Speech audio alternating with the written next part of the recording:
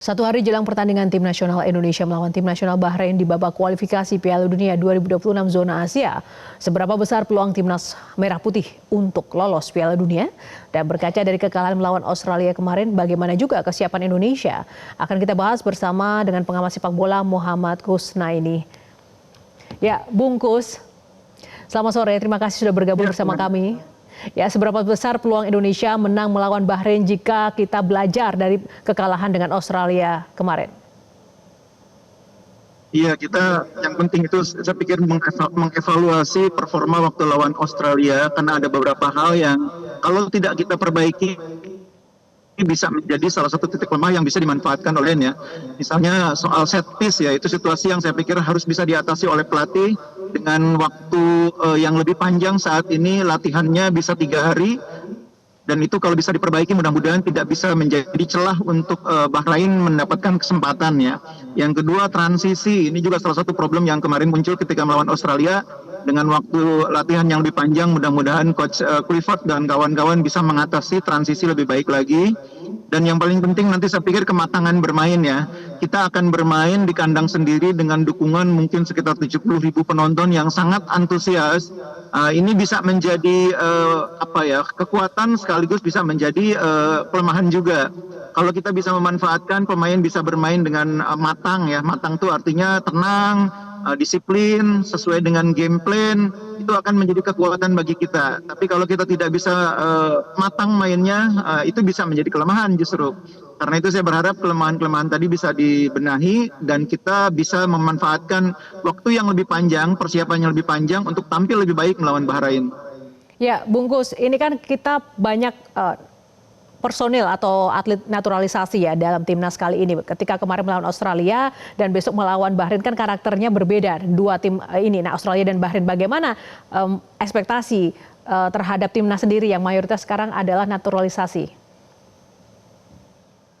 Iya, kemarin adalah pertandingan pertama bagi sejumlah pemain ya. Setidaknya ada 3 pemain kita yang menjalani debutnya waktu lawan Australia. Jelas bukan hal yang mudah bagi pemain sekualitas apapun. Pertama kali bermain untuk tim nasional pasti akan membutuhkan adaptasi. Nah, saya pikir kemarin mereka sudah melihat langsung bagaimana tekanan bermain untuk tim nasional Indonesia, level sepak bola Asia seperti apa. Mereka saya pikir sekarang sudah bisa menyadari, sudah bisa mengetahui dan mudah-mudahan bisa beradaptasi lebih baik. Pertandingan kedua sudah tidak perlu lagi beradaptasi, tapi sudah bisa langsung menunjukkan performa terbaiknya. Jadi problem tim nasional itu memang seperti itu, waktu persiapan yang terbatas sehingga memang kadang-kadang pemain tidak cukup waktu untuk beradaptasi. Nah, sekarang kan pertandingan kedua mereka sudah bisa belajar dari pertandingan pertama sehingga kita harapkan bisa lebih baik lagi. Nah, bagaimana menurut Anda? Dulu timnas kita juga sempat bertemu dengan Bahrain, tapi beda pelatih. Dulu Sintayong, sekarang Patrick Kluivert. Menurut Anda seperti apa nanti? Karena ini apakah ini akan bisa menjadi beban atau menjadi sebuah peluang tersendiri?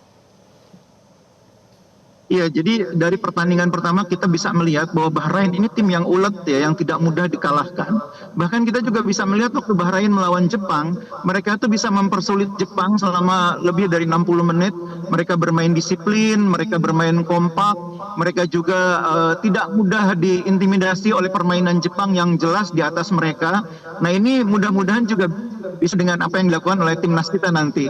Bahrain tidak mustahil meniru strategi Australia, bermain bertahan, menunggu di garis belakang, kemudian memanfaatkan kesempatan melalui serangan balik.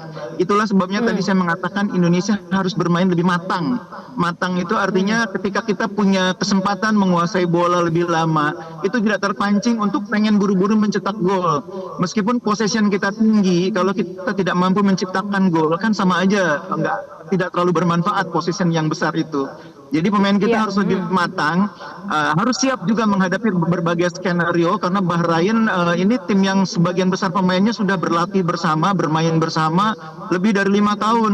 Capsnya pemain Bahrain itu banyak yang di atas sudah 70 kali, rata-rata sudah di atas 20 kali. Beda dengan pemain kita yang masih banyak capsnya itu masih di bawah 10. Artinya Ya. baru berkumpul mungkin hanya sekitar beberapa pertandingan, mungkin tidak lebih dari 1 tahun ini.